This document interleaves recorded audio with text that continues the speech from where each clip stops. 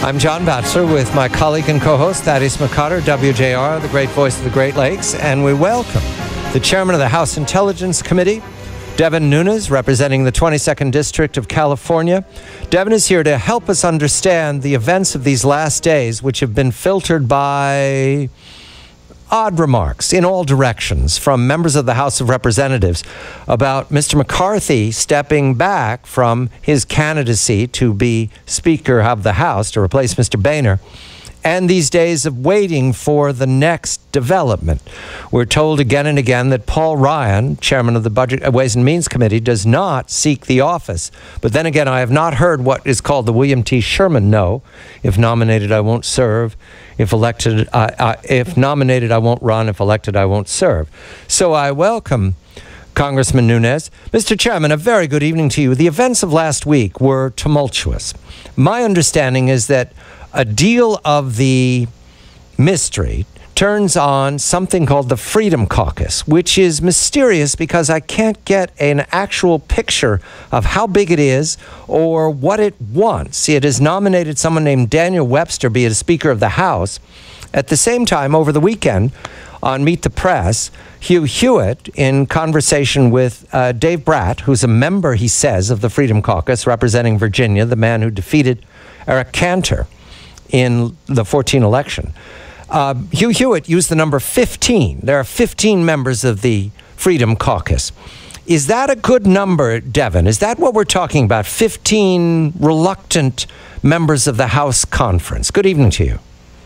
Thanks, John. The truth is we don't know because it's a very mysterious caucus. You can only get into it by invite only. And then if you get into it and you vote, if 80% of the members vote a certain way, then you have to vote that way always. So it's very strange. I've never heard of a caucus that you join where it has rules where you gang up with an unknown number of members. You don't tell your constituents who those other members are, but then you have to vote the way that they decide. It's a very, very strange situation. Wait, let me make, as if I understand this. We don't know who they are. They won't tell anybody. And if they make a decision to vote one way or t'other on an issue like Speaker, everybody has to go that way. Is that correct? Everybody. That you're sworn to that? What, do they take a blood oath? It's kind of like Little Rascals? Yeah, that is correct. That's why you've seen two members of Congress already resign from the Freedom Caucus. Well, one member from California and a member from Wisconsin resigned because of this. So it's very, very odd. Let me just I think it's helpful to walk people through how the process works, and Thaddeus will remember this. But you run in your election from your district, all 435 members of Congress. When you get to Washington after January 3rd, when the new Congress begins, you walk in and you decide to either join the Republicans or you join the Democrats. Very seldom has someone joined neither party. Matter of fact, I can't remember that ever happening in my time there. And once you do that, you have certain conference rules. So there are roughly 8 leadership positions. Thaddeus McCotter used to serve in one of them. And if you get 50% plus one of the members to vote for you for that leadership position, and so it would be like the conference chair, the whip, the majority leader, and then the speaker designee. So historically, once you have all 247 Republican members go to the conference, they vote, all these positions are decided, then you go out to the House of the Representatives floor, and all 247 members are expected to vote for whoever that speaker nominee is. It's a lot like if you look at like a Republican primary. What's happened here is you have this Freedom Caucus, which nobody knows who they are or how many they are. They say they have 40 votes, but nobody can verify whether they have 40 votes. They have decided the last couple elections, to go out to the floor and not vote for the speaker designee.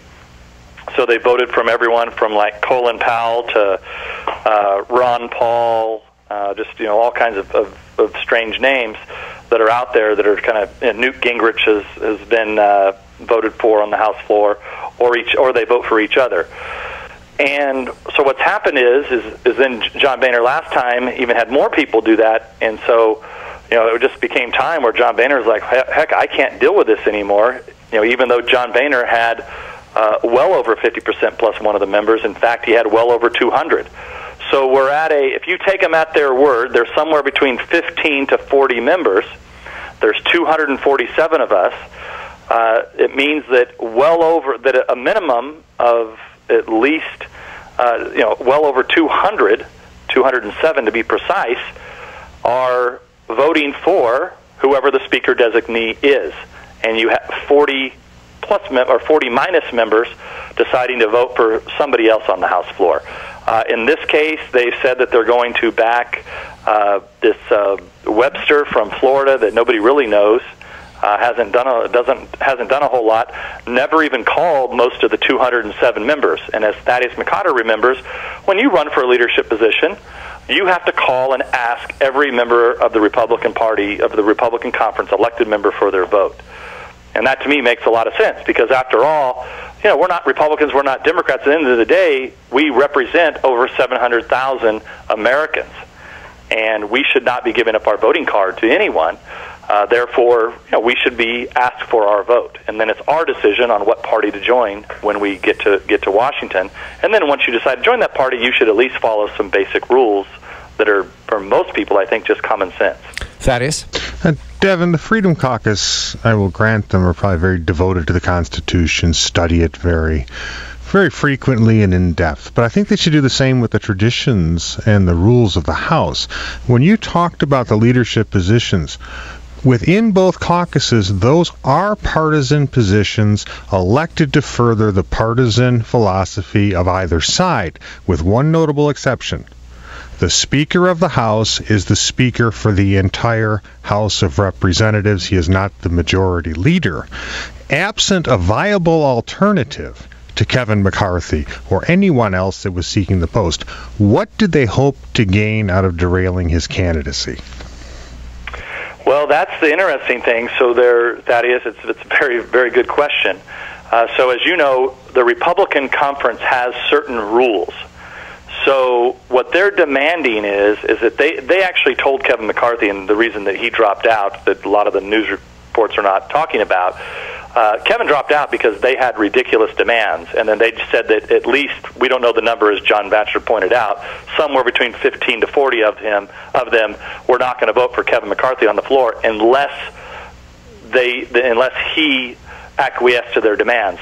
One of their demands was that they put in who they want as majority leader. Now, Thaddeus, you'll remember, in order to be majority leader, this is all of our decision. It's not 15 guys' decision to put in one of their own. They don't get to trump somebody just by playing power politics. So if you can follow their logic, they were telling Kevin McCarthy, we won't give you any votes unless you put in our person. Well, if I can, Devin, and each one of those elected offices you have to run for, and you have to get 50% plus one in the Republican Conference. If I can, Devin, so in short, what you're saying is what they wanted to do was have the House Republican Caucus operate like Tammany Hall by inhibiting the freedom of other members to choose who they wish to serve in that post.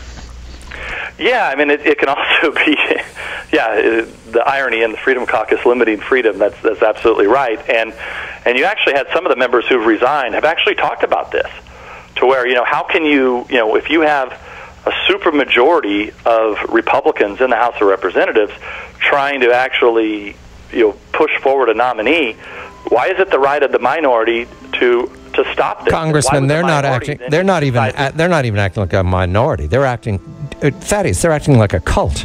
This is some kind of blood brotherhood kind of thing. It's nonsense. It's like a boys' game. Like Marmalade and Niedermeyer. Thank you, sir. May I have another? We thank Chairman Nunes, 22nd California.